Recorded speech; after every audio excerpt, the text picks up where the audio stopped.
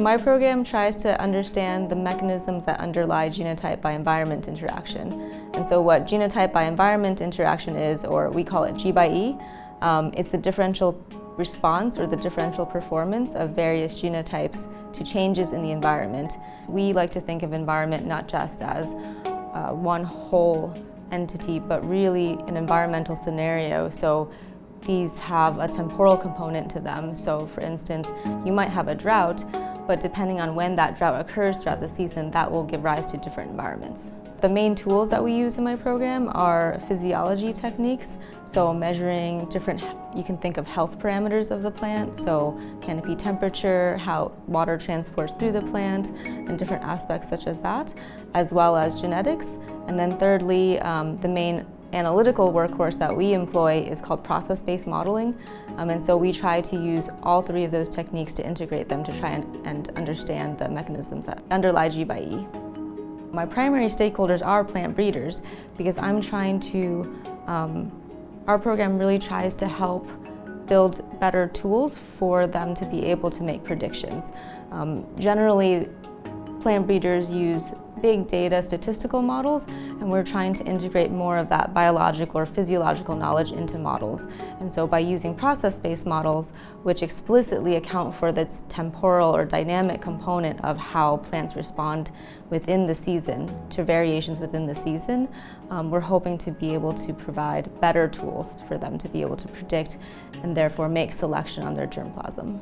We work on a variety of different crop species, such as Brassica rapa, which you can think of like as Chinese vegetables, as well as cotton. So we have a drought project on cotton, and that takes place in the desert Southwest, in Maricopa, Arizona.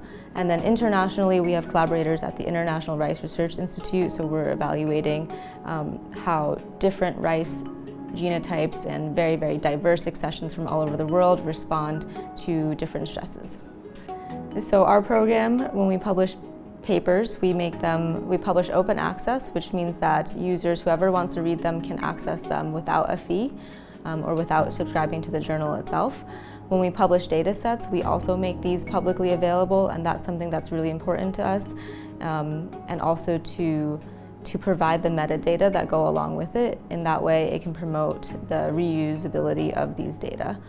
A couple of weeks ago, we found out that a project that we submitted to the National Science Foundation IRES program, IRES stands for International Research Experiences for Students.